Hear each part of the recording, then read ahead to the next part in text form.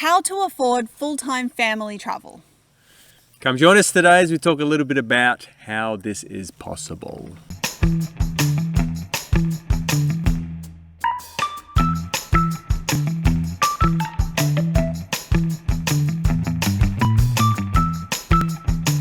One of the questions we get asked the most is how do we afford full-time travel?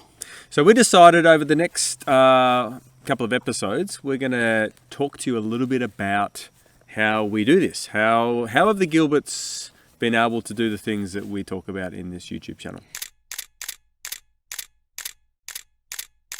And the truth is, it's been a journey. So it's been a process. And what worked in the beginning isn't necessarily what we're doing now. So the only way to do that is to take you on the journey with us. Yes. So today we're going to start with part one, which is start with a good plan. Yeah.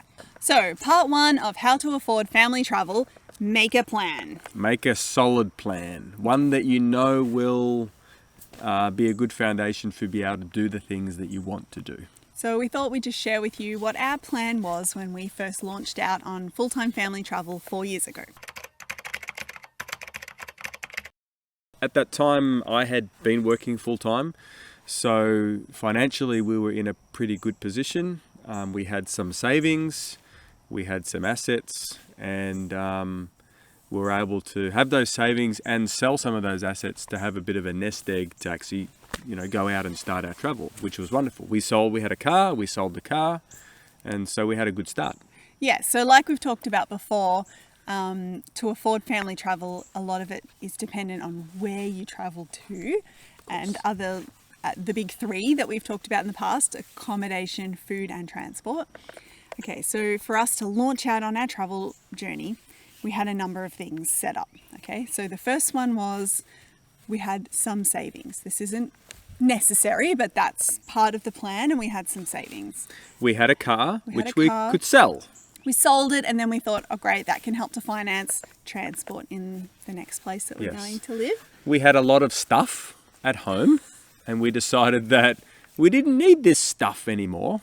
And so the things that we did need, we put into a 20-foot container, and the rest we sold. Yeah, so we had So one way to finance our trip was to sell things. Yeah. And I mean, we didn't get a lot of money, but every little bit helps. Yeah, I think we had two separate garage sales. Which for US viewers, that's a yard sale. Yard sale, and we had two garage sales. Yard sale. Isn't yes. that? I don't know. Yard sale! Yard sale! Guys, wake up, there's a yard sale! What are you talking about? Oh, Toy Story. Toy Story. We had the yard sale, and that solved two problems. One, what are we going to do with all this extra stuff?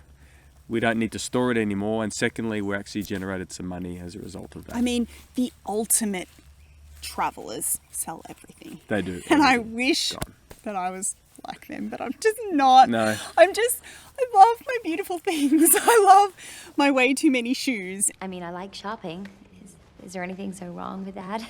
And the quilts that I've made, and photos, and I just love it. And books. Books, and hard to get rid of. I love decorating. I love all of that stuff. So in my heart, I wanted to be like one of those ultimate travelers who eschew themselves of all their worldly goods. Isn't that becoming a hobo? Like a vagabond? I don't know if I could do that. Gilbert vagabonds. Yeah, well, we didn't do that. We held on to some things. Yeah, so we reduced. We had a yard sale. We reduced as much as we could. It was so hard though. I mean, I looked at everything and I was like, what I did is I said to myself, would I want this in 5 years? And it was hard because I had a little baby and I wasn't sleeping, and so the whole decision-making process was a nightmare. And it's hard enough at the best of times. Yeah. But we did it. We did it. And to make it a little bit fun, Ross Yes. pulled out the old Buzz Lightyear costume. I did. My wife came to me one day and she said, will you wear your Buzz Lightyear costume for the garage sale? I said, no. And I was like, yes, it would be awesome. Actually, you challenged me. You said, if I get 100 likes in like the next 30 minutes, will you do it? I said, you're not going to get 100 likes on Facebook for me being Buzz Lightyear. She said, all right. I said, fine, deal. Like 10 minutes later, Yeah. 100 likes on Facebook is like, oh, Yeah, everyone wanted to see Ross in his Buzz I've Lightyear costume. gotta go My Buzz My Lightyear. sister-in-law was like, but then you couldn't sell the Buzz Lightyear costume. And I was like, I'm not selling that. No, That's like one of the most important things I own. We still have it. We still have it.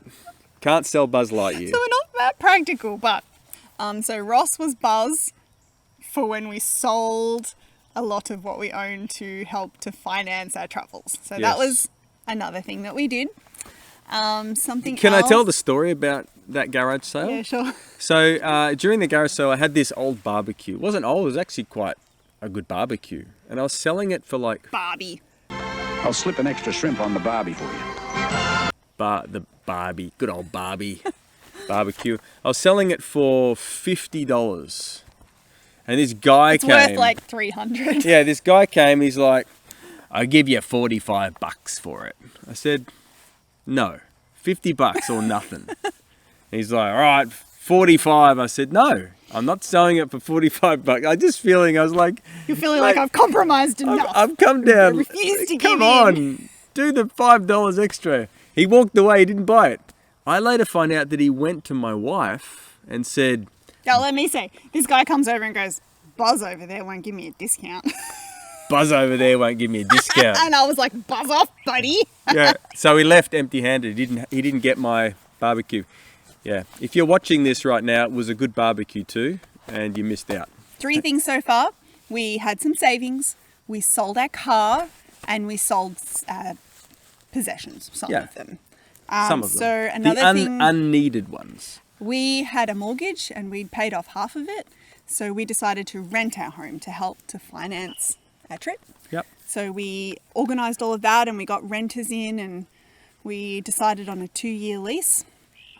All this good solid plan stuff. Yeah, it was good. It was great side. It was positively geared so Yep. that We were would going make to earn a little bit of income from it. from having our house rented Yep. out, and we weren't paying anything towards it, which was always helpful.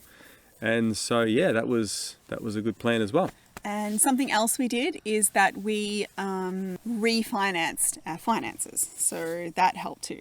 It did. So, Meaning, I mean, like- guys, if you're going to go and embark on this, you've really got to look at your finances, and there are so many options to refinance to much lower interest rates, like unbelievable, particularly now.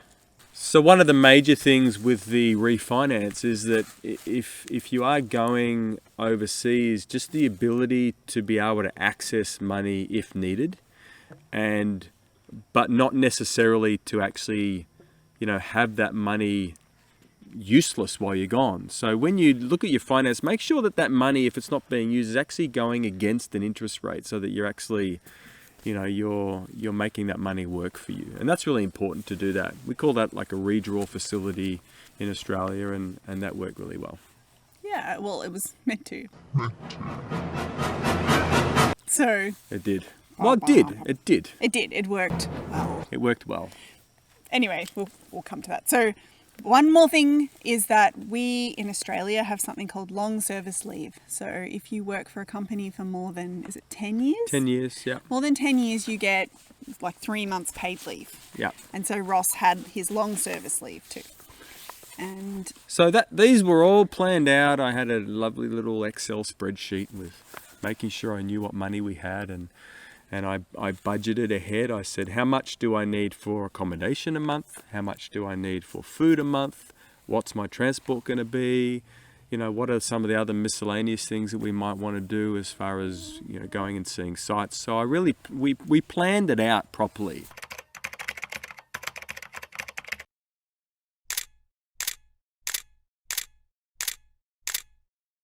we're here to tell you that our whole plan collapsed.